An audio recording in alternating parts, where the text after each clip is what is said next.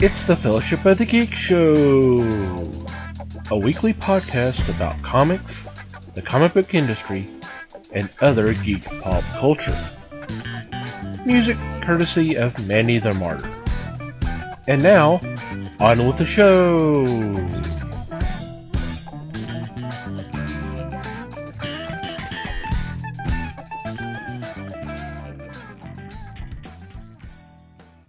Hey there, everybody. It's the Fellowship of the Geeks podcast. My name's Thomas Chick, and joining me for this episode is Mike Marlowe. Hey, gang. Les Webster. Hello, all. And Liz Newman. Hi. And that's what happens when Liz tries to change her routine. I almost said good night, everybody. You're not running for Senate. Damn.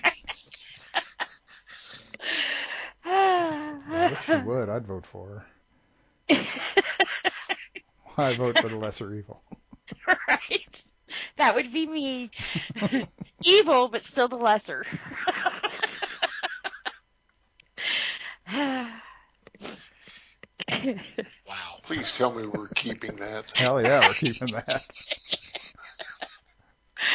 I got thrown off there. Oh, okay. Hello, everybody. Are you sure about that? Right? Yep. Nope. Hope everybody's doing okay out there. So, well, we know what's going on over in Liz's part of the galaxy. Yeah. In depth. Well said. Well Yeah. said. Who can argue with that? Oh, man. It's I'm been not a gonna week. try. I know I watched something, but my brain is just fried right now, and I forgot what it was. So I may have a movie to tell you guys about next week. Cool. God, what did I do this week? I have once again been rearranging my house. Last week my air conditioner decided to pee in my floor, so I had to totally rearrange my room to dry everything, to, make sure the computer didn't get wet, all that good stuff. Well, I just got it put back together, and Phil comes in with a new living room set. So for a couple of days there, I had two living rooms inside of my living room, and it wasn't just easy enough to just redo the living room, because now I had to redo the bedroom because there's extra tables, and this one's nicer than that one, and I get more room, da-da-da-da-da. So I feel like I've just been cleaning my house for 2 weeks. Talk about double vision. Right. Right. And then at one point it was like, which is the old one? Which is the new one? Wow. I mean, I love him. I absolutely love him to death. But I can't believe that he saw this and went, yeah, we need that, because we had that. It's the exact same thing. See, what you're forgetting, though, is that some people don't like change. And so they buy the same thing over and over again. And when we were remodeling the house, I could pick one color for the walls. But there was a big but in that, it couldn't be anything crazy or wild. So I've got like a cream coffee color on the walls. That's as dark as he'd let me go. So yeah, it doesn't like change. He didn't go for the initial black then, I guess. No, but I've seen where people paint like one wall red to kind of pop, where you can, make things look bigger and that kind of thing. The old accent wall thing, yeah. No. See, his day job, he works on the mansions in downtown. like Turtle Creek and all of them. Mm-hmm. So he's, in these multi-million-dollar homes, and he's like, well, that's not the way they do it. And it's like, you know what? You bring home the paycheck that they have, and I'll let you do whatever you want in the house. Right. Move me into one of those houses, and we'll Right. talk. Yeah, but, we live in the hood, and I want a red wall.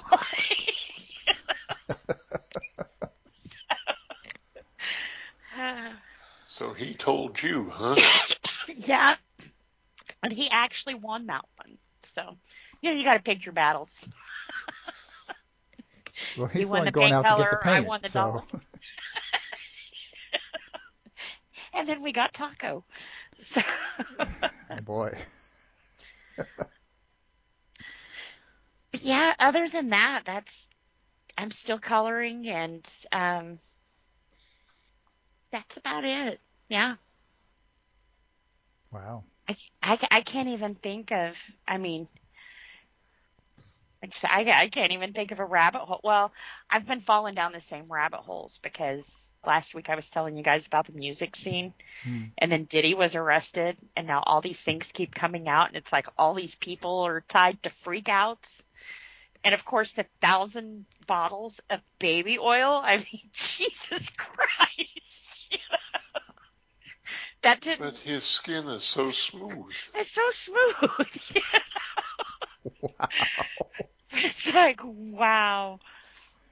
I mean, could you imagine being like, hey, I need to order 1,000 bottles of baby oil? Wouldn't that set off a red flag to somebody? Like, hey, this is a freak. Sounds like a party. I mean, what are you talking about?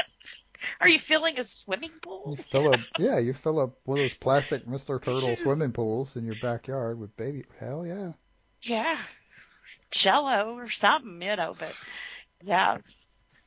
So it's crazy just to see the people connected to this. And I think we've only scratched the surface on that one. So, but if they had the baby oil, then scratching wouldn't bother them. Right, it's just slide skin right would be off. too soft. Yeah, I think they were sliding off, but But yeah, it's some of it's just crazy. And what I don't understand is now people who are like, well, I knew 15 years ago he did this and that. Well, why didn't you say something 15 years ago? I don't get that. Because they were involved with it. Yeah, true. Or nobody would listen until they finally, And speaking of, I haven't really looked a lot into this yet, so don't take my word as factual.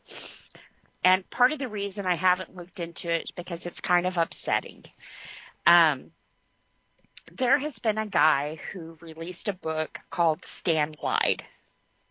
And apparently he goes through the whole Marvel encyclopedia that I guess Stan Lee made, and like debunks a lot of stuff. And apparently he's got receipts and blah blah blah blah. And hey, whatever. I am now at the point to where the man's dead. He's gone. He cannot refute this stuff. He can't bring his receipts. He can't do anything. Now, I respected Ditko more because he did this while Stan was alive. He went right to Stan and said, hey, you're an asshole. This is my work. And both sides were able to say, here's my side. He said, here's my side. And us in the middle, we got to figure out what we decided was the truth. To me, this just reeks of being a total and complete asshole. There's no other side to refute what he's saying. Stan's gone, and the abuse that man suffered at the hands of his manager and family before he passed, let the man rest. There's no reason to be doing this. Let it go. I don't know why people do this. If you didn't say anything when the people were alive, shut the fuck up. I mean, apparently it didn't mean that much to you then, so why does it now when the person themselves who can refute any of this is gone? I don't get that. I don't like that at all. And not just with Stan Lee, with anybody when they do that. As soon as a person dies, they're like, oh, well, he was an asshole because of this. Well, why didn't you say that when he was alive? But now's not the time to say it. I think we should let the man and the legacy rest. Let him rest. Get shit. Move on. So, I don't know. Have you guys heard of this book? Nope. I think Bleeding Cool has. I think they're big pot stirrers. What I think. Bleeding Cool? Oh yeah. Yeah, they just like to keep it going because they've put several articles out about this now, and it's kind of like I don't get it. I don't get why people do that. To me, you do. It's mean spirited. Right. You know exactly why they do it. Yeah. But after the whole Deadpool thing and everything else, oh, it's not about the money. Well, then what the hell is it about? If it's not about money, then why the hell are you doing it? Mm-hmm. Yeah. So. And also, who do you think you're fooling when you're saying it's not about the money? I mean, come on. Yeah. Yep. But I can't take him serious when you wait until the man died to bring this to light. Why did you wait? Because Stan Lee would have told you you're a fucking liar and brought his own receipts, but he didn't want to deal with that, so he waited. So, I don't know. And I also haven't looked too much into who this guy is to see why is this a stick up his ass, Right. What does he care now? Yeah. Was there work taken from you? Like I said, I think everybody that's been disputed with Stan Lee, Jack Kirby, Ditko, their estates or the person themselves spoke up and he made things right, or, at least addressed it and did what they needed to do. You can't do that here, And what, you're going to have the people who abused him and mishandled him before his death refute this stuff? They probably allowed it for money. I mean, I don't know. Like I said, I'm curious who he is, but I'm not curious about what he has to say. I think if it was that important, once again, I'll say it again, it should have been addressed before he died. You lost your chance when he died. So, but yeah. Yeah, except it's actually easier now because I mean, all he's doing is play into the court of public opinion anyway. And so not having Stan here to refute anything makes it easier. Yeah. Because there's not another side to the story. Yeah. And it's a really shitty thing to do, honestly. It is. It really is. It gets clicks, so yeah. There we are. And of course people will buy it. Even if they don't believe it, they'll buy it to read it to see what it says. They might. So. They might just be looking for some tea to spill, Who knows? Yeah. Like I said, I'm not curious about what he has to say at all. But I am curious who he is. Why this is important to him. And if he was a creator that was taken from, because I think he said part of this was that he was signing stuff with his name to push himself further along. But in the article, it never mentioned that he signed his name to that guy's stuff. So it's kind of like, I don't know. Seems weird. It does seem weird. And the timing seems off, A couple of years off. At least. Okay. Yeah. Mikey? Me? All right. Well, this is one of those weeks I warned y'all about where I don't really have much because I'm working on prepping for October for Horror Month, I did, and Liz is going to give me shit for this because she always does. I did get to play D&D this weekend. Oh, man. Going off, having a life. I know. You're not allowed to do that, Mike. Twice in 2 months. It's crazy. I mean, that it had been 3 months before that. But anyway. Yeah, it was fun because we got to have the first of the inevitable conversations because the new D&D rules just dropped.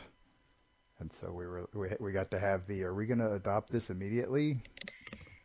conversation, and the answer was no.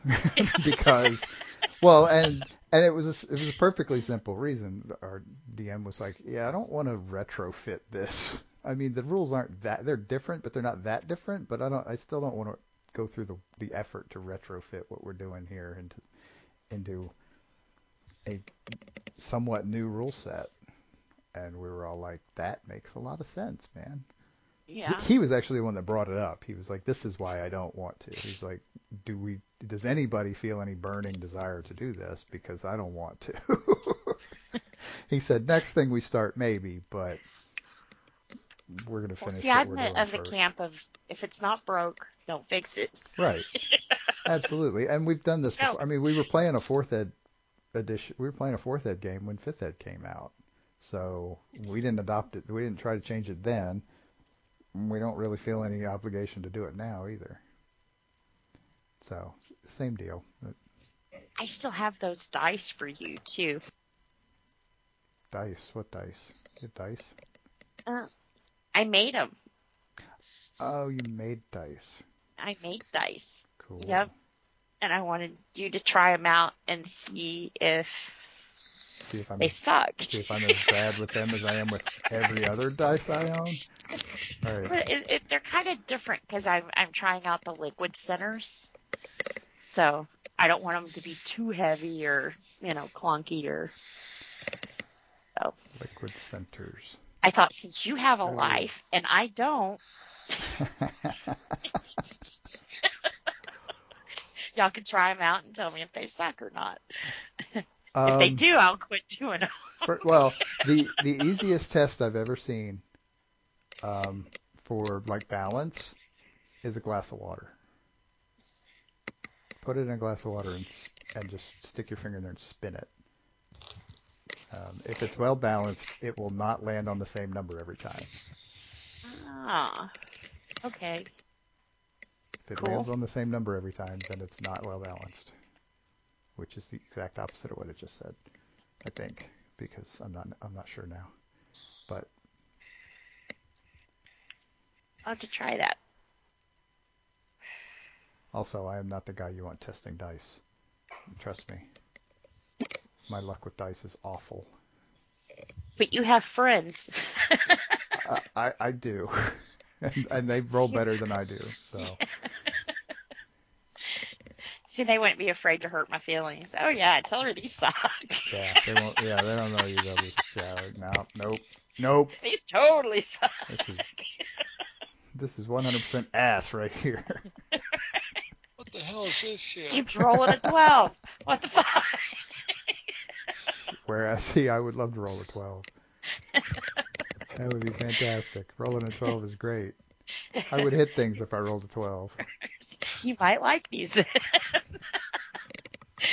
We're not going to talk about the combat round where I had 3 rolls that didn't total 12 in the same round. We're not going to talk about that because I'm still bitter.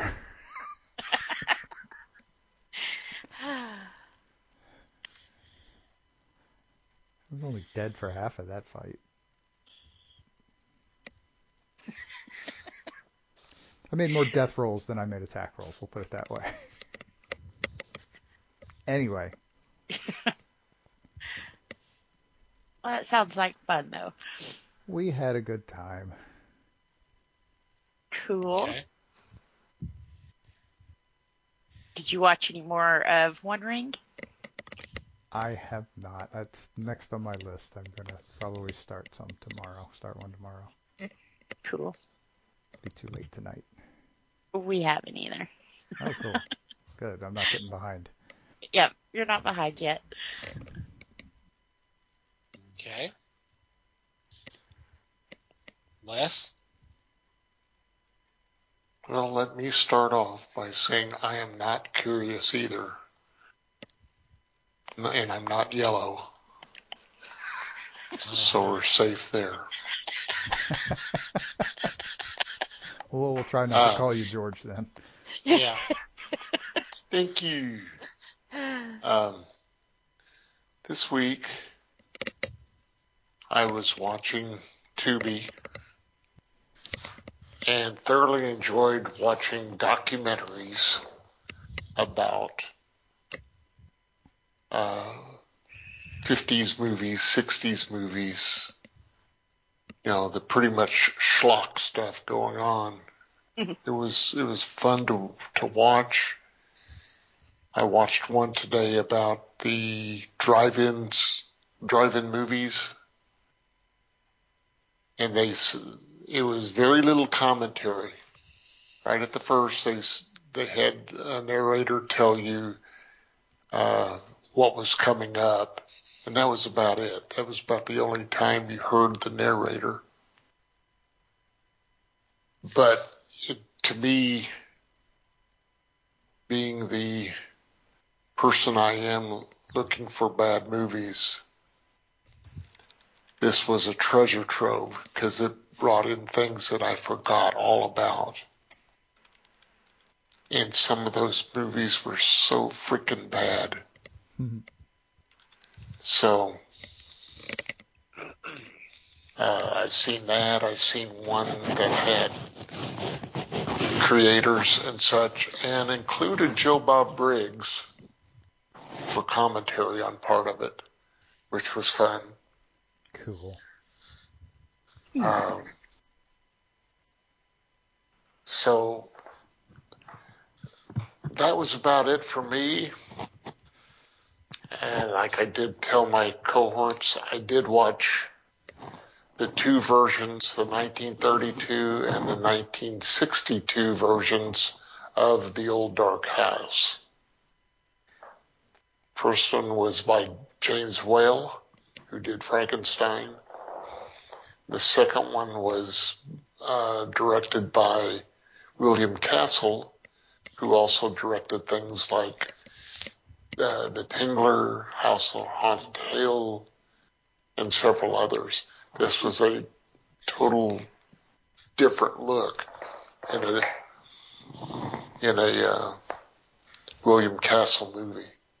So that was all, like I said, it was all on Tubi. So once again, I recommend Tubi because they've got some of the best stuff to pour over. It's just fun. Yeah, I've got to watch that Castle version of The Old Dark House. I've seen the 32 version. Okay, with the one with Boris Karloff. Yeah, I got to watch the other one to compare because I'm curious, Yeah, especially given that it's Castle. The humor is a lot more evident in the second one than it was in the first. The first had some good humor in it. It had its moments, yeah.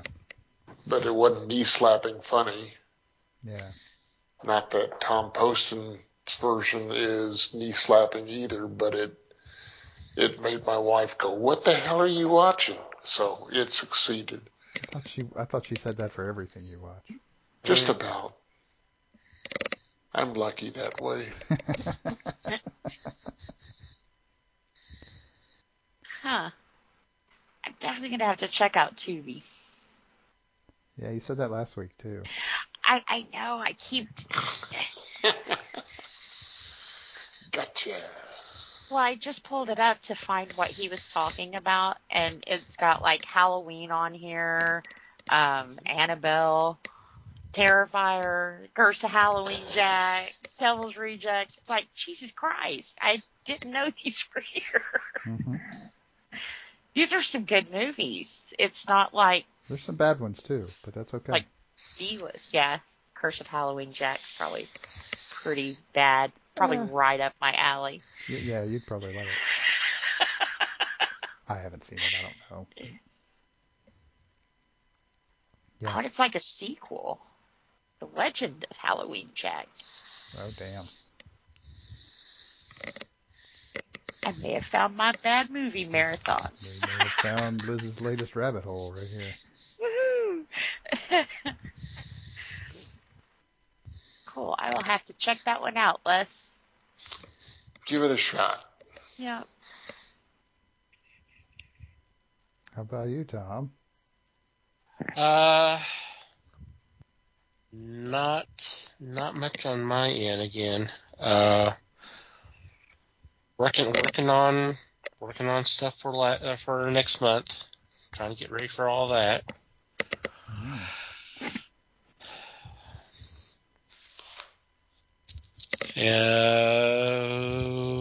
That's pretty much it. So not much. So another low for me. It's gonna be an interesting month. Mm-hmm. There's some interesting stuff we're checking out here. Yeah. Mm-hmm. And of course we have special guests for one of them. Mm-hmm. Yeah, I'm excited about that. Mm-hmm. Me too. It's gonna get weird. Every time I hear that now, I hear that girl going, weird, weird. What girl? What was her name? The Snow White chick. Weird, weird. The Snow White chick. Oh, what was her name? The new Snow White. Everybody hates her right now. Yeah, I know who you're talking about. I don't know her name. Golly. She looks so much like Gina Ortega. Thank God it's not. Yeah, thank God it's not. Rachel Zegler? Zegler? Maybe? Isn't that her name? That's how much I like her. I don't even know her name. Yeah, Zegler. But she gave that interview when she was talking about the princess. Basically, the prince didn't have consent to kiss her, and she's like, it's just weird. Weird. So I have that stuck in my head every time someone says weird. Now I hear her go, weird, weird. Okay. Yeah, sorry. Now I'm going to find a clip so y'all can hear her say it, because it's weird. Weird. Yeah. I guess it's now I've got a brain worm.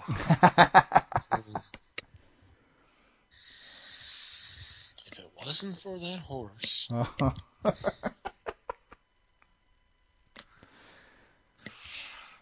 All right. Let's go ahead and take a quick break. But just let y'all know what's going on this week. We do have a guest. Madeleine Holly-Rosing is joining us again. She has a Kickstarter starting up on the 2nd of October. Volume 2 of Boston Metaphysical Society collection. Hardcover. Sounds like it. Hardcover, yes. Mm-hmm. Yeah, it sounds like it's going to be pretty cool stuff. So let's go ahead and take a quick break, and we'll get into that. Alrighty, let's do it.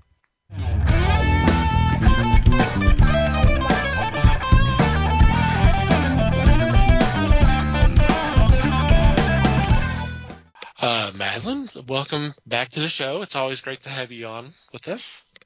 Thank you very much for having me on the show. I really appreciate it. And we got a new Kickstarter coming, right? We do. It is for Boston Metaphysical Special Edition Hardback of Volume 2, which contains our 4 previously published sequels with art by Gwen Tavares, brand new pinup art that there's probably most people have never seen, and a brand new 10-page story with art by Claudia Balboni called The Ghost Collector. and you'll be able to see the first page of that on the Kickstarter homepage. And you'll, depending on when this drops, there is a certain owl that you're going to see there, and there's going to be something very special mid-campaign about that owl. So I don't want to give it away now. Right. But yeah, I have something special planned that we haven't done before. So I'm looking forward to revealing that. Cool. But also it was the Volume 1 hardback turned out so well with the foil embossing and the bookmark. It just looked gorgeous. That I said, okay, we got to go do it again. I'm looking at it right now, and Volume 1 is beautiful. And yeah, we have a new cover by Claudia Ianciello, and she did a marvelous job. And so I'm already visualizing, because it has this kind of greenish thing going on, having like a greenish iridescent foil for the metaphysical and silver for the Boston and the Society. So this is going to be just as beautiful. So I'm looking forward to it. And of course, for your listeners who have never heard of Boston Metaphysical before, the short pitch, it's about an ex-Pinkerton detective, a spirit photographer, and a genius scientist who battles supernatural forces in late 1800s Boston. But as we move into the sequels, we do get a new team member eventually. Her name is Alma Bryant, who's actually an accountant by profession and an amateur scientist and inventor herself. So yeah, we're expanding and moving around, and so for those who are familiar with the sequels, you're gonna get it in a brand new, beautiful form. And for those who are new to the series, you'll be able to get the hardback version of Volume 1 and Volume 2, or the softbacks, depending on your preference. Very cool. Mm-hmm. Yep, there's always lots of fun packages available. Oh, I have to ask you, Mike, how did you like the what I call the sketches from Granville's lab in Volume 1? There's some fun stuff in there. Definitely. But yeah, we had a fun time designing those with the artist, because I had my rocket scientist husband was also assisting. He didn't draw, but he was helping diagram some of those, prototype weapons, so they would at least be somewhat real in this fantasy world. Right, and they look really cool because, you see, especially you do enough like sci-fi role-playing stuff, and you get like diagrams and stuff like that, similar stuff in there, and these are really nice. These are a really nice take on those. So yeah, it was quite a thing. I had never done a hardback before when we did Volume 1, and I used Printlore as a printer, and she was really great in that the printer we used, she actually sent me a video of the different foils that I could choose from, and would show it off in the light so I could see how it looked, because she's in Chicago and I'm in Los Angeles. So it was a really nice way to figure out the right color for the cover. And obviously I'll do the same thing for Volume 2, is she'll be sending me little videos of different foils, and we'll pick the pretty one. Yeah, it'll be interesting matching up the greens in the same way that you got to match up the blues for Volume 1. Yeah, I go over them and kind of nail it down to a few, and then I have my husband come look, and we do a lot of discussion, and then I talk to the printer, and between all of us, I think it will come out very well. So I'm looking forward to it. And this volume is also a little bigger than Volume 1. Volume 1 was 164 pages. This will be 174. And Gotta squeeze that and bonus story in there. yeah, that bonus story in there, which that was kind of fun.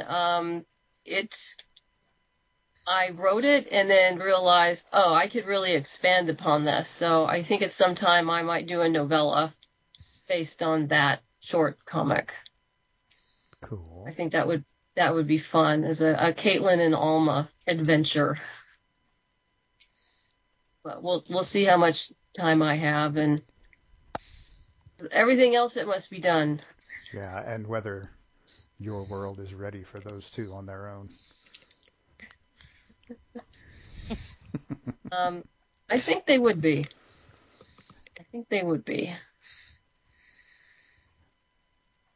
Yeah, it's fun too 'Cause that's because what- a lot of these stories start to get the team out of Boston. Yeah. They get to do a little traveling. And Yeah, because in the 4 sequels that are in Volume 2, 3 of the issues they're in Boston, and 1 issue it's Caitlin and Samuel are in Philadelphia. And then in the short, it's Alma and Caitlin in New York. Because it takes place in between Ghosts and Demons and the Book of Demons when they had to flee Boston. Yeah. And then, of course, Mystery at Pikes Peak, which is after all this, they're in Colorado. But that's a different conversation. Right. That comes later. But otherwise, it was a lot of fun looking for artists. I really like doing the short stories because it gives me the opportunity to work with different artists and, see how they do and determine if I'm, maybe want to use them for something else in the future. Changes up the style a little bit. And it's just fun working with somebody new. Yeah, Get a different perspective. Yeah, it's kind of a great way to, in a way, audition new artists. Yes, it is. Most definitely. Without like trying to pull the, oh, you're doing it for exposure crap that people love to do on artists. Oh, yeah, that's not right. It's just so sick. Yeah. Pathetic. No, I actually pay, when I do an audition pages, I actually pay the artist for the audition. Right, exactly. Yeah. But yeah, doing the 10-pager is a great way to audition an artist and get to know them and get to know who they know. So no, it is. Right. It is. It's an awesome networking opportunity for both sides. It's great. Absolutely, because pretty much almost everyone if Emily, who did the original 6-issue miniseries, wanted to continue on in the comics field, she could have been crazy busy and would have been very popular. Gwen, when she was with me doing the 4 sequels, she got so much work, and the only reason we stopped working together is because she had like 2 kids within 2 to 3 years of each other and just couldn't handle doing the work anymore. Because she had 2 kids under the age of 3. Right, and strangely enough, comics artist is a very labor-intensive position. It is. But she did finish, I think, Dead End Moon for Mike Tenner. But when I was talking to him, he was like, yeah, she gets it in whenever she can, and they don't care. But yeah, no, it's hard. And you do have to schedule and work with people's, life happens. Mm-hmm. But oh boy, I'm happen. Yeah. But Gwen is actually doing a variant cover for me for Pikes Peak.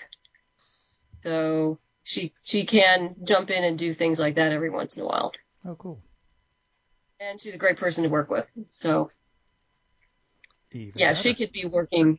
Even better. Even better. Yes. Yes. So anyway, I forgot to ask, how are you guys all doing? As I'm here blathering away. Well, I mean, we're getting along. Today. One day at a time sometimes, but you know, it's all good. You're kind of inadvertently kicking off our horror month. Not that horror month starts next week, so Yep. we're warming up. Yeah. But yeah, Spoiler. we cover right. Well, you know, Spoiler alert. we and before I forget, the other new thing for this Kickstarter is we have an Art Deco style owl metal bookmark with a copper finish. So yeah, we have a new metal bookmark. Alejandro Lee designed it, like he designed the others. And yeah, I decided to go a little Art Deco-y this time, and yeah, you'll be able to check it out on the Kickstarter page, and it comes with some of the packages, or you can order it as an add-on. Cool. interesting. That's fair. Yeah. And I'm not sure when the show is dropping, but we 29th. have 29th. Okay, we have, and this is important. We have 3 early bird specials. Mm-hmm. I've never done 3 before. And the 3 early bird specials are for obviously the basic package of the hardback, the hardback with the bookmark, and also the hardbacks of Volume 1 and Volume 2. You can get all 3 of those at a discount Awesome. in the first 48 hours. Yeah. So set your notifications, folks. So yeah, there are deals to be had. Cool. And we'll definitely link the Kickstarter page in the show notes so that people can get in there and get their notifications set so they can get it day one. Mm-hmm. See how quickly we can get this sucker Funded. Funded. Yeah, I think never really hopefully takes next. long. No, I think the Volume 1 we were funded in 12 hours, I think. Yeah, it was definitely the first day. Yeah. It was the first day. But hopefully this time, well, fulfillment for Volume 1, because of the heat and the dog situation here that I was explaining before we got on, I did all of that myself. And I did all of it in about 3.5 days. And we're talking about a little over 400 packages. Yeah, That's It took me a impressive. few days. Yeah, took me a few days to recover from that. you're going through a couple of things of hand lotion to get over that because those packaging materials, man, they will suck the moisture right out of your hands. That's true. That's true. I've worked in shipping before. But yeah, I wanted to get them out the door. So, and particularly the overseas because that takes a while. But since doggies, well, Ripley will be out of rehab, so to speak, physical therapy with her leg. She won't be confined to the house anymore by then. When we do fulfillment on this one, assuming we'll be funded, I'm assuming we're going to fund. I think you've got a big enough audience that it'll be fine. Yeah, for sure. That I'll be able to bring my team over and do like we did with Pikes Peak, and we spent 5 hours one Saturday afternoon. I set up tables outside because our house is too small to do it inside.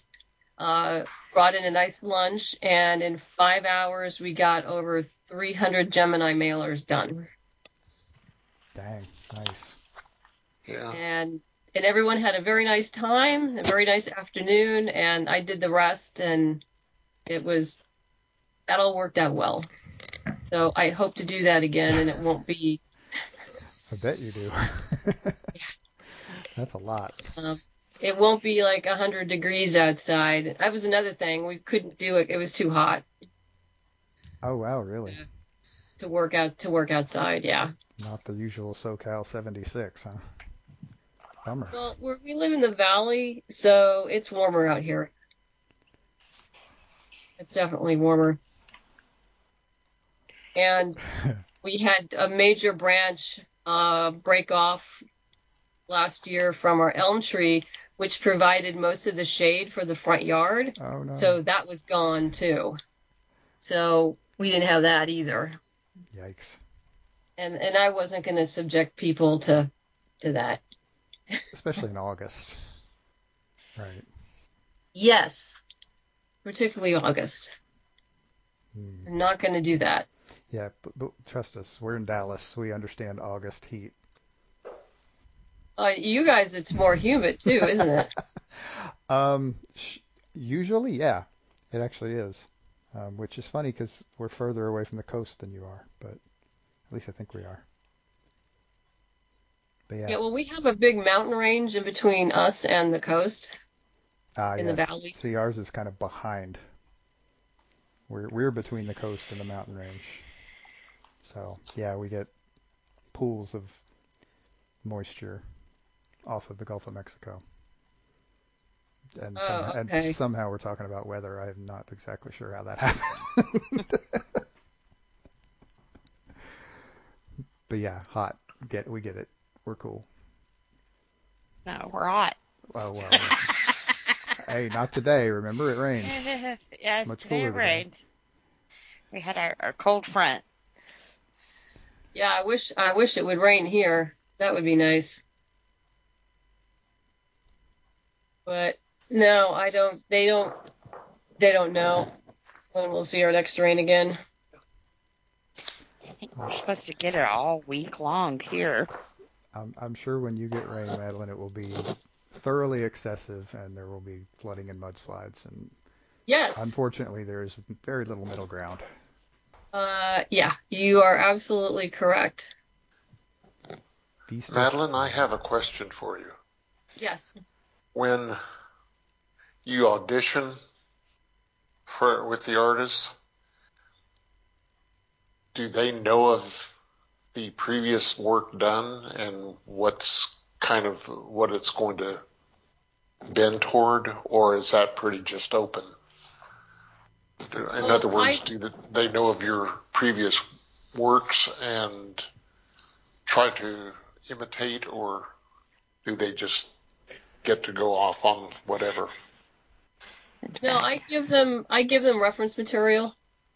Okay. Because they do have to make the characters look like the characters. Obviously, they're going to put their own little stylistic spin, and that's totally fine. But, I mean, Caitlin needs, when a reader reads it, they have to know, okay, that's Caitlin, Samuel, Granville, Alma, and Tesla. They have to be able to recognize who these characters are. So, no, I always give them reference material of what's applicable for whatever they're doing. And so they have a starting point. Okay.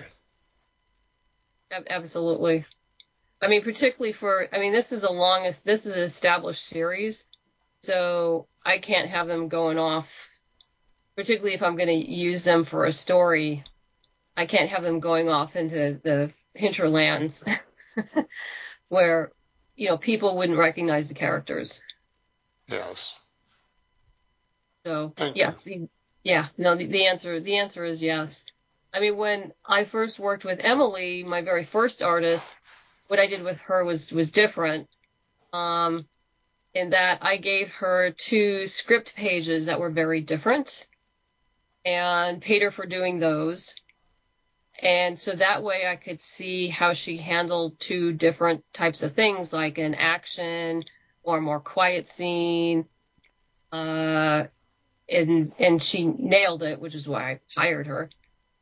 And I did the same thing with Gwen. She started with The Scourge of the Mechanical Men, which was a Granville and Tesla story. So I needed the characters to look, well, like Granville and Tesla. And I had her do a character sketch, and she nailed it. And then we went from there. Mm-hmm. And did a beautiful job. Yeah, that character sketch, actually we used that later on for commissions, as if people could have themselves drawn in with Granville and Tesla. And in like period costume. And that was a lot of fun. Oh, that's cool. Yeah. Yeah, we did that. I think we did that with all four. We did commissions. We had a limited commission tier when she was on board, and she did a lovely job, and people really had a lot of fun with having themselves drawn in with the characters, and of course the Granville and Tesla one was the most popular. Because who doesn't want themselves drawn in with, Granville and Tesla? Right, with geniuses. I mean, come on. Yeah. It's awesome. So, but yeah, that was well, really well done. And like I said, people enjoyed it. But yeah, I'm constantly going through portfolios and looking at artists and talking to them, and I've been working on another project which is completely unrelated to Boston Metaphysical. I've been outlining. I'm almost done outlining the 4th issue. I haven't started writing it yet. But yeah, I've been looking at a lot of artists for that. And like I said, it's completely unrelated to Boston Metaphysical. It's a brand new series. You heard it here first, folks. So, when that will be out, I don't know yet. Hopefully I'll be able to write it, start writing it, I don't know, maybe right after the Kickstarter ends. And then go from there. I actually write pretty quickly, so once I start going, I go. The trick is setting aside the time to do it. Yes, particularly when you're running a business, it's difficult. There's a lot to do. Yeah. And doggies. Mm-hmm. Absolutely. Always the doggies. Well, you were talking about how busy you were. How's the con circuit been this year? It's been interesting. I just got back from Rose City a few weeks ago. That was a good con. I always like Rose City in Portland, Oregon. Huge fan of it. It's a really well-run con. I always do well. The attendees are great. It's all in all, it's a great con. It's a lot of fun. And coming in as a vendor, if you're flying in, Portland is a dream. Yeah, because if you haven't been there before, particularly if you're coming in as a vendor, you can pick up your bags from baggage claim, roll it over to the light rail, and the light rail drops you off right in front of the convention center. Oh, wow. Very nice. You don't have to bother with the car thing. That's great. Yeah, and then there's hotels nearby, and, I stay nearby. And, there's a FedEx close, and a Safeway that's close, and a Starbucks that's close. I mean, all the important things. Well, sure. So you can survive. And then when you pack it up, you roll back onto the light rail and go to the airport, and off you go. So, yeah, I wish it were that easy in every city. No kidding. Find it hard to believe Yeah, it would be that easy Baltimore. Yeah, Baltimore was more of a challenge when I went last year. I know it just finished up. It's a nice con. It's a great networking con. But yeah, But the airport's not near anything, as I recall. I've been to no, Baltimore and I a few remember times. because I came in late, so I took a taxi to the hotel, which was totally fine. The taxis are great. I don't do Uber or Lyft. That's another conversation. But I saw that they had essentially like a light rail train that went nearby the hotel during the day and went, took 20, 25 minutes and you'd be at the airport. And I said, great. Well, the problem was getting into it. They had those high, narrow stairs, and I'm carrying really heavy bags. And you could just think this system, transportation system, if you're disabled or elderly, you could not use it. Right. It's impossible. You couldn't get on and off. And fortunately, there were some other folks riding who helped me get my bags in. And when I arrived at the airport, there was actually another woman who helped me get the bags off, so you're not tumbling down the stairs. But yeah, I was really spoiled with Portland, just being able to roll in and roll out. Yeah, yikes. There's another tangent we could go off on is airport horror stories, but anyway. Oh yeah, everyone has that. Yeah, Baltimore's not bad if you've got a car waiting for you, basically, or somebody picking you up. That's usually been my deal because I got family up there, and so there's somebody coming to get me from the airport, which is great, unless that's not the case. Yeah. And I don't even want to start on Atlanta, but anyway. Oy. I haven't been to Atlanta in a long time, and I'm trying to think. I went there for Dragon Con. It was pre-COVID, a couple years before COVID. And I'm trying to think if my friend picked me up. She may have picked me up. Because I was staying at a friend's house and then taking the train in back and forth because they lived out in the suburbs. Mm. And I would go into downtown Atlanta for Dragon Con and then come back.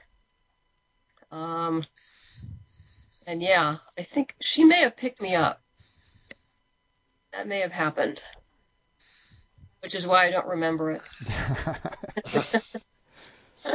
Because nothing bad happened, or else I would have remembered it. Right. So it must have been fine, because I don't, yeah. Exactly. Yeah, see, my experience there was just a connection, and, Oh. Wow. You don't want to have to get between terminals in 5 minutes, let's put it that way. Oh, their train system is cool, but it's not super practical. Because it's like branches off of the train system. The train system runs through the center, and the terminals are these really long branch-like terminals. And we had to get from the end of one to the end of the other. And our flight, that's our starting flight, was like an hour late. And it was only like a 40-minute layover. So yeah, we were sprinting. In most airports, that would be okay. Yeah. You could just make it. But yeah, if you're in a huge, if the gates were closer to the train, it wouldn't have been a problem either. But they were both at the very end of their respective turn. It was Anyway, I was trying not to go off on the airport. It's almost impossible. I did learn something though. Is there's no more direct flights on Southwest from Burbank to Portland. You have to change somewhere. So on my way up to Rose City, I had to go to Las Vegas of all places and then back up to Portland. But I had to tell you, hanging out in Las Vegas is fun. it's at least entertaining, and there's plenty of places to eat before your next flight. It doesn't lack anything to do, that's for sure. But yeah, Oakland is boring, but yeah, yes, you're right. We could easily go off into lose ourselves even more. Yeah. Yeah, I even hate to travel, and I could probably still come up with more stories, but we won't bore everybody with that. There's one other thing I was going to ask you about. I heard something about the Science Fiction Writers of America. Oh, in my newsletter, yeah. Yeah, SIFWA. They've been around a long, long time. Yeah, I'd always... that was one of my goals in my life, was to be a member of SIFWA, because you have to have sold a certain amount of your work. But they, just even 5 to 7 years ago, they were very stringent on what they would accept and how they would accept it, because I had the prose book, Storm of Secrets, my novel, which technically would have qualified me years ago, actually back in 2018, but they weren't allowing crowdfunding because you couldn't break it down into like individual units per sale, and it was strange. But they have changed their requirements quite a bit. They've entered the 21st century. And because you're talking about an organization that was based on traditional publishing, and myself and many other people, we do hybrid.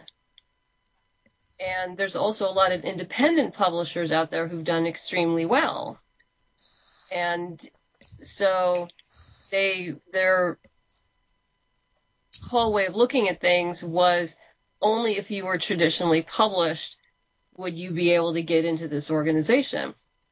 And obviously times have changed dramatically, and they also realized, well, we should probably start bringing in graphic novelists as well, because I actually qualify on both the prose and the visual arts level. And so they'd say, like, okay, you really just need to send in one thing, and even the way they have their form to apply to join is still a little antiquated, because it asks you for like word count, and it's like, who cares what the word count is in a graphic novel? Nobody cares. So you have to ignore that and like put in N/A or whatever. That's what I did. I put not applicable and just started posting screenshots and invoices from crowdfunding and then stuff from Amazon. And then a week later they said, congratulations, you're now a part of SIFWA. So, and then at that point, actually a couple weeks earlier, a month or two earlier, I was talking to Jessica Masson, who's Wicked Tree Press, and she was a member, and she was the chair of the comics committee, and she says, I want you to join because I want you on my committee. I said, okay. And so, yeah, I'm on the comics committee, and we're working on a couple things right now, and hopefully once those are approved, we'll be able to announce them, but I think the graphic novel world will like it.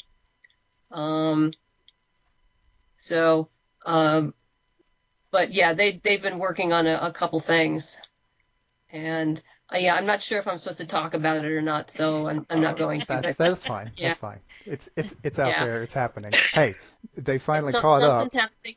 And they've got comics in the SFWA. That's awesome. Yeah, they do. That's good to hear. Yeah. Now we need to get some categories in the nebulas for it, but I'm sure you're working for it. I'm sure you're working towards that. Yes, we're definitely working towards that. There's also like a comics meetup I know it was canceled this month, but I know it's going to be in October. And at some point, I think Jessica and I, because Jessica's run a few Kickstarters, we're going to do like a crowdfunding Q&A at some point. Awesome. So if you're a member of SIFWA, even if you miss it, you'll be able to go back and watch it. And I think we're also going to be doing a series of articles on graphic novels, which will also include crowdfunding and a bunch of other things. So, yes. Cool. And I think SIFWA is probably looking to refresh their membership as well and bring in younger folks. Not that I'm necessarily one of the younger folks, but I'm new. Well, I mean, in a way, you never know, but sure, it's they good do a that they're lot. expanding their horizons a little bit. That's awesome. Yeah, no, they are, and they've done a lot of good things in the past. So There's just got to point out the irony of the science fiction writers of America being slow and old and antiquated. There's just something funny about that. I'm glad they're fixing it, but there's something kind of funny about it. Well, I think part of it has to do with getting over the misconception that you aren't any good as a writer if you aren't traditionally published. Right. We've got to get past that. And we're past that. I mean, there are so many independent writers out there who are just fabulous and do tremendously well. But I think also the bar has been raised. I think, 20 years ago, I don't think independent writers were being as, I'm sure some of them were, but the majority weren't as professional as they are now. And what I mean by that is they're getting their work, they're using content development editors. They're using copy editors. They're making their work, as polished as humanly possible. I mean, nothing is ever going to be perfect. Yeah. I mean, I remember I was reading an interview of Lois McMaster-Bujold, who said that, she's Hugo, Nebula, everything, winner, fabulous writer. And she says, book has been published. It's been copy edited 3 times. She picks up the brand new copy, opens a page, and there's like a typo or a missing comma or something. Oh, no. Oh, yeah. I mean, so you're always going to find something. Yeah. It's just inevitable. Yeah.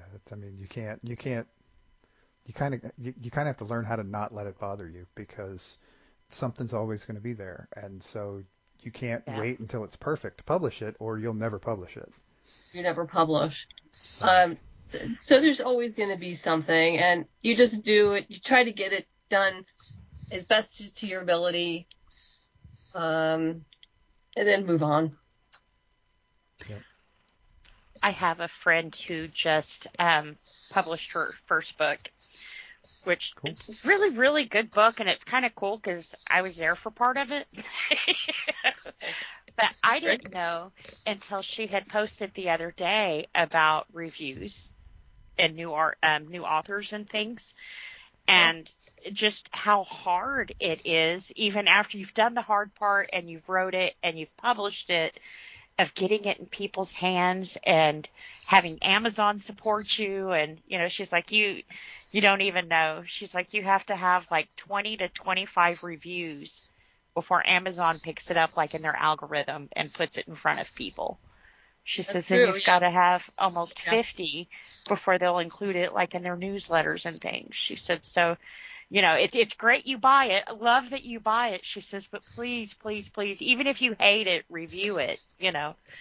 I can't get better if you don't tell me. And, so it's like, wow, I had never really thought about that, because I thought supporting you guys was buying the product. And she's like, that's half of it. It's kind of the easy half. Thank you. Don't quit doing that. And it can be a short review too of anything like, hey, I really loved, the overall concept and I enjoyed it, but, for my particular taste, I would have liked it if there was less violence or more violence or whatever. Yeah. See, her book's kind of or heavy. more sex or less sex or, everybody's different. Yeah. Her book's pretty heavy, so it's gonna be a tough uphill because it's about abuse and sexual abuse and that kind of thing. So I haven't read the whole book, but after reading half of it, I really think that like preteens and teenagers need to read this book, but they don't know that unless you leave a review. Right. Yeah, and she needs to start working with libraries, and it's yeah. I Well, mean, the way even the schools have traditionally, gotten, I'm afraid with the subject matter they wouldn't pick it up. yeah, that's quite possible. It depends on where it's located. Yeah. What state We're in you're Texas. in. Yeah, Right. that would be tough. Yeah, it's not Christian enough. Yeah, it's tough depending on where you're at. No, I did the ALA, the American Library Association conference earlier this year, and they were having it down in San Diego, so I could, drive down there. It was pretty easy, but it was interesting talking to the different librarians and what they had to deal with, and what was acceptable, and yeah, it's gotten a lot harder out in the last few years. Well, and I suspect it goes in cycles too. I mean, it gets harder for a while, and then it gets easier for a while, and then it gets harder for a while. Yeah. Well, it's because people find a new thing to bitch about. Well, basically.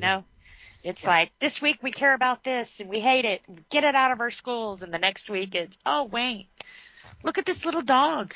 Well, and we've spent the last 20 years telling people that their opinions matter, and so yeah. all of a sudden people are starting to actually figure out that they have opinions and that they should tell people. And I mean, this is, I don't want to sound bad, but this is a bit of a double-edged sword, because those things, I mean, people aren't always thinking about the effect that they're having on the entire process when they just say random crap like that. See, I've always believed, for one, censorship of any kind is ugly. It's ugly, and it's a very slippery slope. And what offends you doesn't offend everyone. Mm-hmm. So if you don't like the book, or you think little Johnny shouldn't read the book, then don't get it. Don't put it in your home. Don't allow them to check it out. But don't deny other children who aren't offended by that, or even living that they can't have that. It's no, I mean crazy. Parents absolutely should determine what their kids, they have the right to determine what their kids can and cannot read. Yep, they should be. They should, absolutely. They have the right, but they don't always have the ability. They don't. Well, yeah, but they don't have the right to tell other parents what their kids shouldn't and should read. Right. Exactly. Yeah. I know for me, at like 5, 6, 7, 8, I was a horror freak. I loved horror shows. Now, I wouldn't have let my kid, Brandon, I wouldn't have let him watch that at that age, because he wasn't ready for that. He wasn't mature enough for that. So it's not every kid develops the same way. And what scared the crap out of him didn't scare me. So it's like parents need to be parents and stop letting the government parent your child. Oh, I mean, it's not even just a letting thing. They're like requiring that the government parents their child. Yeah. And it's just ridiculous. Because the least qualified organization in the parent. world to raise a child is a government. Exactly. Anyway, we might be really wandering off into the what happens philosophical in weeds Washington here. Isn't the same thing that happens here in Texas, Right. So it's a very different place. It should be local. But yeah, I feel really bad for the librarians nowadays. Because then when parents get upset, it's them they get upset with. It's like, wait a minute. I Yeah, worked here. they're an easy target. Yeah, Mm-hmm. I didn't put the books here. Right. Almost all of these books were here when I got here. Yeah. Well, most of the time it's the school board and stuff that puts the books in the libraries. So, And you want to talk about completely unqualified for their position. right. Holy cow. Well, they shift the blame, Oh, this school didn't pay attention. No, you're just an idiot. Sorry. Like I said, I grew up in a Pentecostal background, and I grew up during the time when they were burning books because a child killed himself and they started blaming like Ozzy Osbourne and Twisted Sister. I think Dee Snider was on trial. The middle of the Satanic Panic. Yeah. So, seeing all these books get burned and, it was sad because some of it was classic literature that they just didn't understand it. And I completely understand that Tom Sawyer was not written today. I mean, know. So. Ooh, did they burn Fahrenheit 451? Because that would have been awesome. Yeah. That would have been hilariously ironic. Yeah. Did you see the photo of Margaret Atwood with a flamethrower trying to burn? They made a non-burnable copy of The Handmaid's Tale. And they had her with a flamethrower, like trying to burn it, and you couldn't. Oh, no. That's hilarious. I'm not a huge Margaret Atwood fan, but that's hilarious. I had a friend who was Wiccan, and I told you I grew up very, very Pentecostal, and she had a satanic Bible. Now I'm also of the camp that if you say you don't agree with something, you at least need to know about it. You can't say you don't like spinach if you've never eaten spinach. So I took her copy, the Bible, and was reading it and everything else.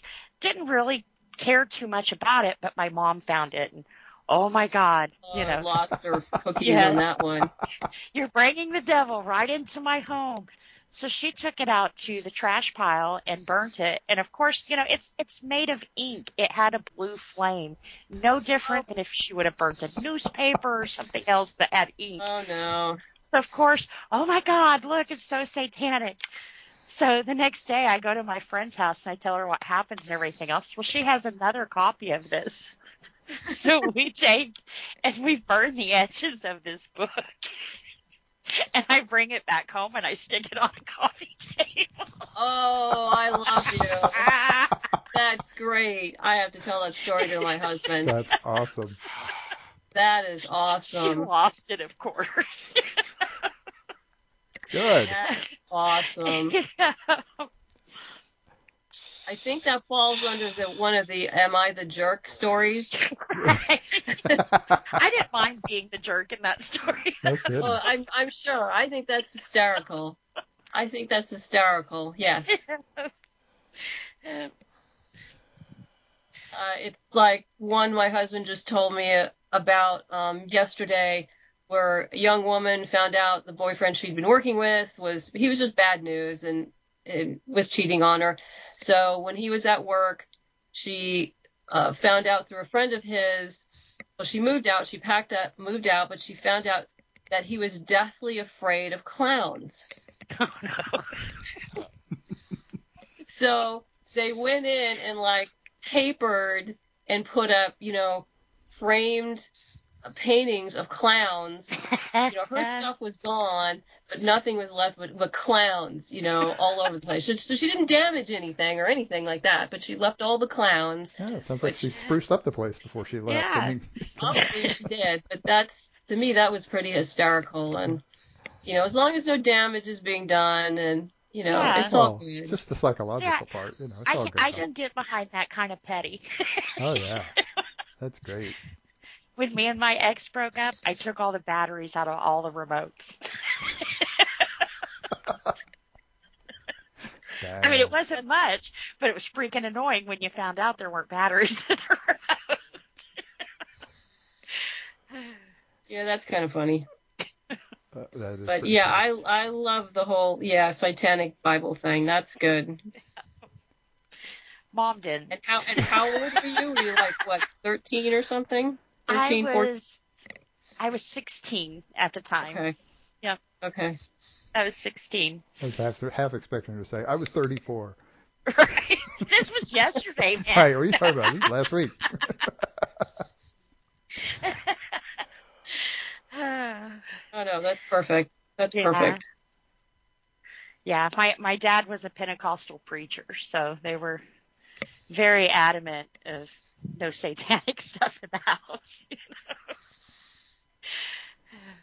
Yeah, and I have some people. I am not a Christian myself, but I have the Bible here, and because as a writer, it's a tremendous reference.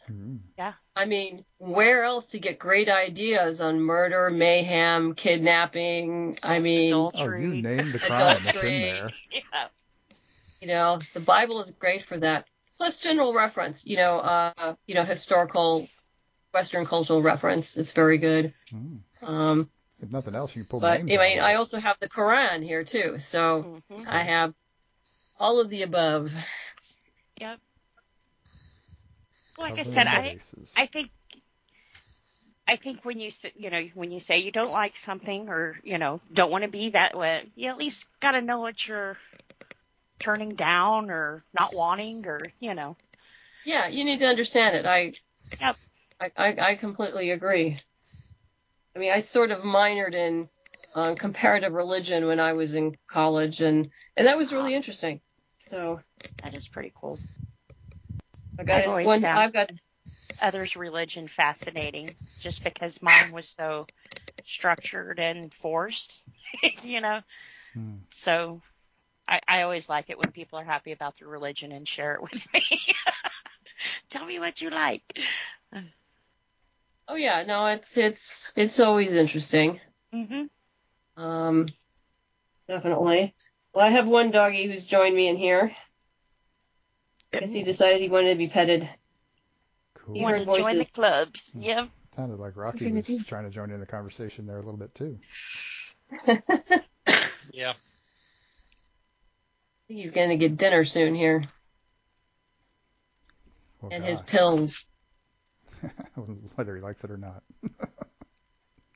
Oh, he sucks them down. We put him in meatballs and he sucks them down. Oh, there we go. So, yeah.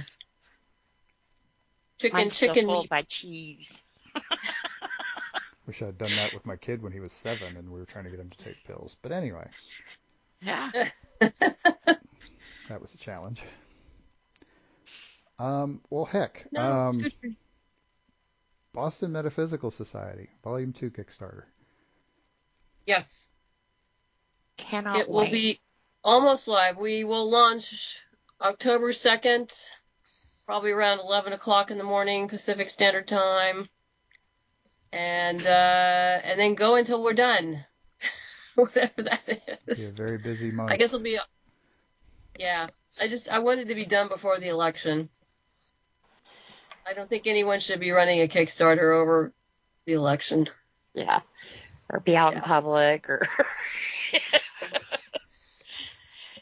Any distractions? I think the world is, I think the world's just going to be too distracted. Yeah. True enough. Awesome. Well, Madeleine, thanks for coming and hanging out with us yet again. Gosh. Yes. Yeah. We always Thank you enjoy your It's company. always a good time. And thank you so much. I'm sorry for being so late. I flipped those dates. It's fine. It usually takes us an Yeah. hour to get warmed up and get started anyway. It's all good. It does. And you weren't nearly We that still yakking. long. That Les, we Yeah. can't keep him quiet. Right? Just a motor mouth, that guy. Well, yeah. Thank you, everyone, for having me on the show once again. Anytime. Always love talking to you guys. And Anytime. appreciate your support and spreading the word about the Kickstarter. Awesome. Yep. Get out there and go check it out, people. Definitely. And with that, we'll be right back.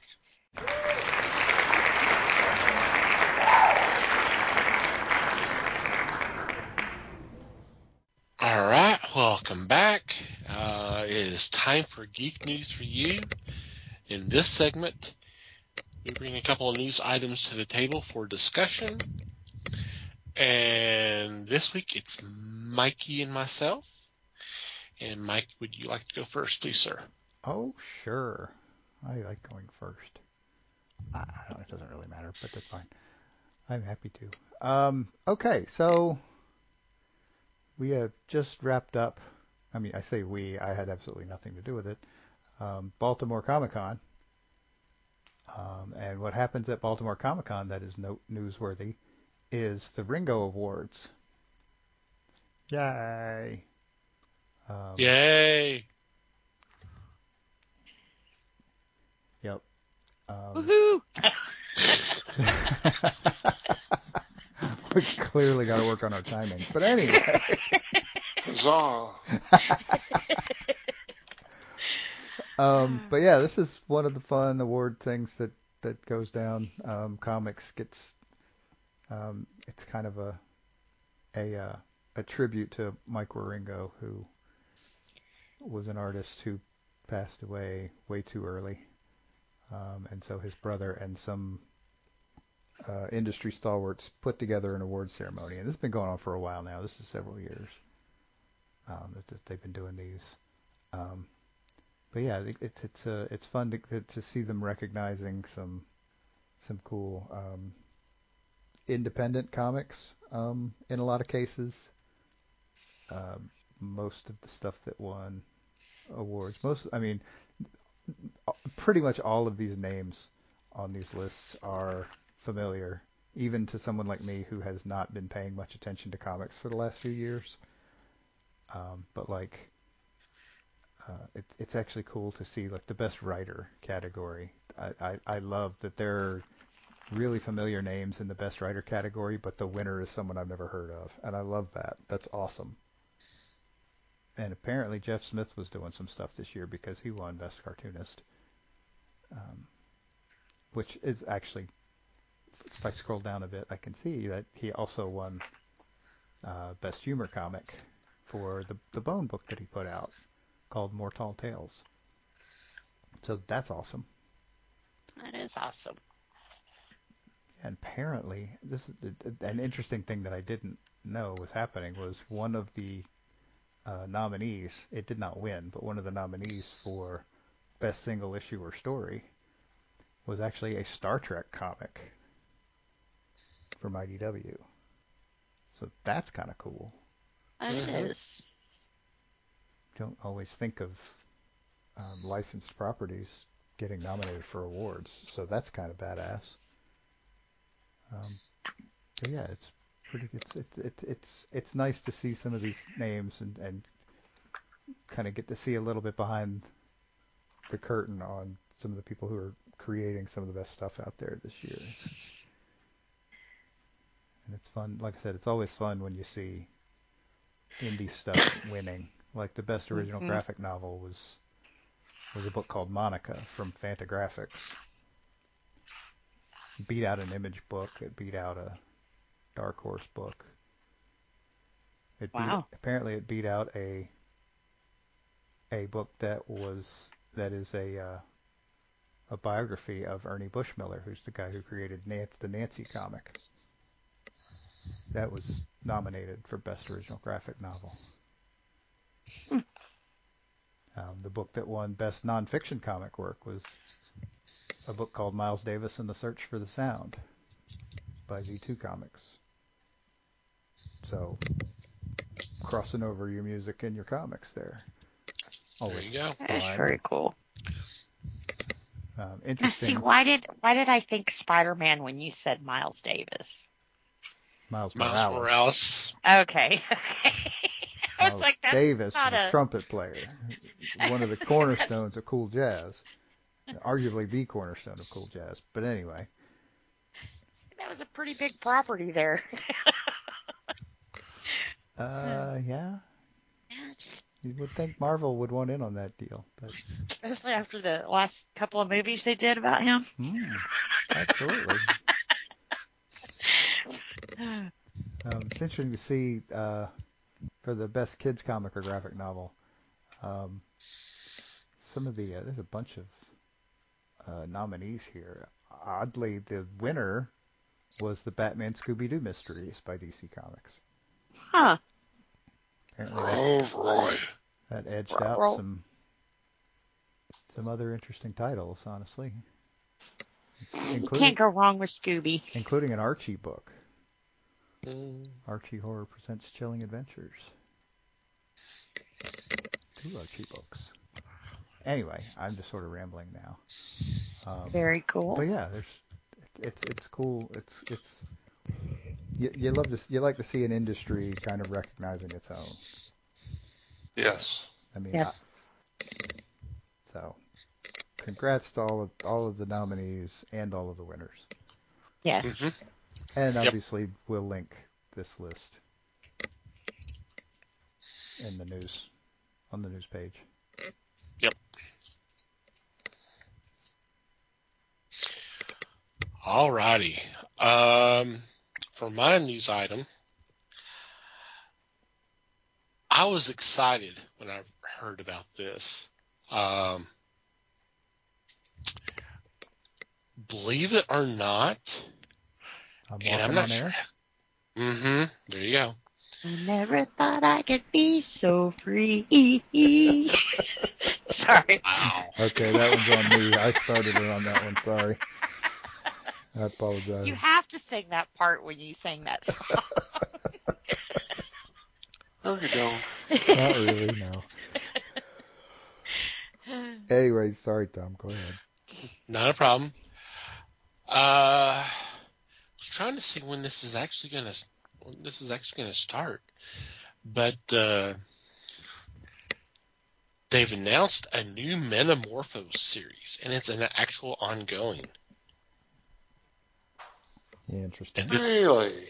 And it's going to be written by Al Ewing, with Steve Lieber doing the art and Lee Lockridge doing the color. Oh, wow. One of the big names from Mad Magazine, huh? Mm-hmm. This is going to be cool, because I can't remember the last time he's had a solo book, much less than an ongoing. Yeah. Cool. Here is the description for the first issue. It says, to know him is to love him. He's the one and only Rex Mason, alias Metamorpho. But can even he win out against Cyclops, the hairy eyeball of crime that gazes from the top of the pop charts to the lowest depths of evil, and even into the far-off, far-out raw realm? To find out, the Elephant Man must survive a handpicked assassin who can match him change for change, and that's just the first issue. Cool. I like that. Yeah, it's gonna be interesting to see Al handling this, because I talked about it some time back when he was doing the Immortal Hulk, and that he did such a great job on that series. I had talked about it just on the first issue alone. It's like that was like the first time I actually got scared of the Hulk.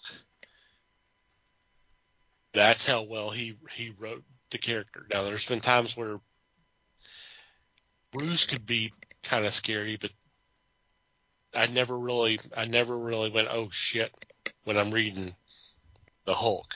I did with Al. He's under Al's writing. So I'm definitely interested in seeing how this is going to be handled. I still can't find a release date, but it's got to be coming. It's got to be coming. It may be December, since they're just now pushing this. So I would assume it's going to be the end of the year. Yeah, you would think not more than 2 or 3 months. Yeah. So And this was Al who again? Ewing. Okay, so I made a mistake. When I heard Al, I figured Al Jaffe. That would be a totally different Metamorpho. Oh, by far. So I am incorrect, and I apologize. It's okay. That's okay. We'll deal with the public flogging later. Yay! Yay! Also, we'll deal with the fact that you appear to enjoy the public floggings. That's a different problem. Yay! Thank you, sir. May I have another? Right. Thank you, sir. May I have another? Thank you, sir. May I have another? Alrighty. Any special shout-outs or mentions this week? Obviously, thank you, Madeleine, for joining us once again. Yeah, and there will be a link in the show notes to check out her Kickstarter. Get in on those early birds. Oh, definitely. Good stuff. Yeah, because this will be dropping a couple days before that starts up, so you'll have time to sign up and get some of those goodies.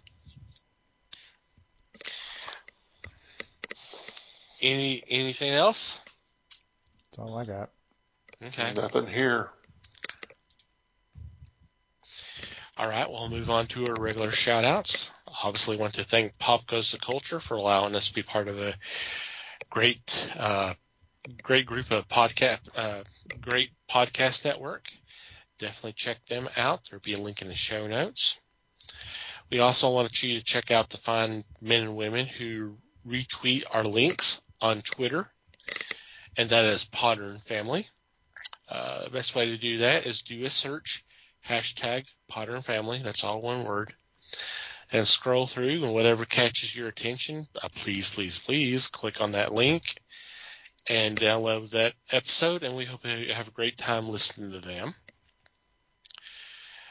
We want to thank Manny the Martyr for supplying music to the podcast. In our show notes, there will be a link to where you can check out some of their other music. Thank you guys, as always. And finally, you, dear listener, thank you for downloading and listening to today's episode. We value your feedback.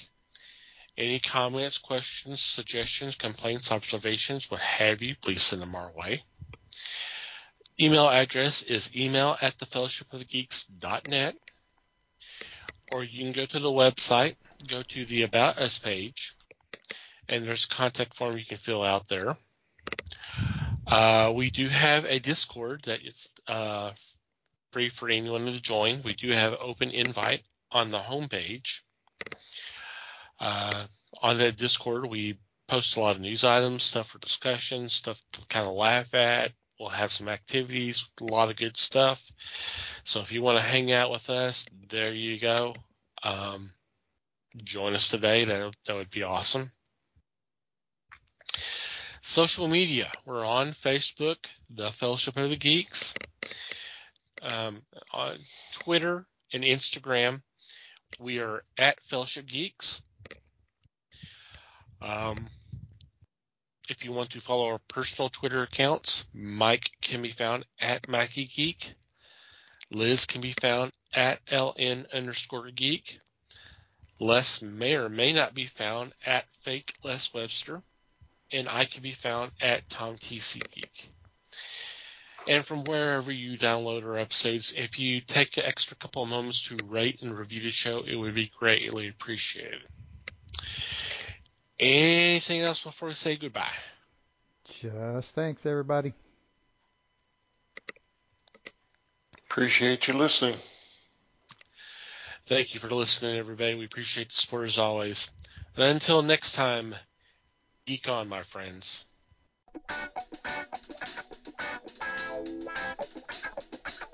We thank you for listening to the show. Comments, suggestions, and questions can be sent to email@thefellowshipofthegeeks.net. You can follow us on Facebook at The Fellowship of the Geeks and on Twitter at Fellowship Geeks. Until next time,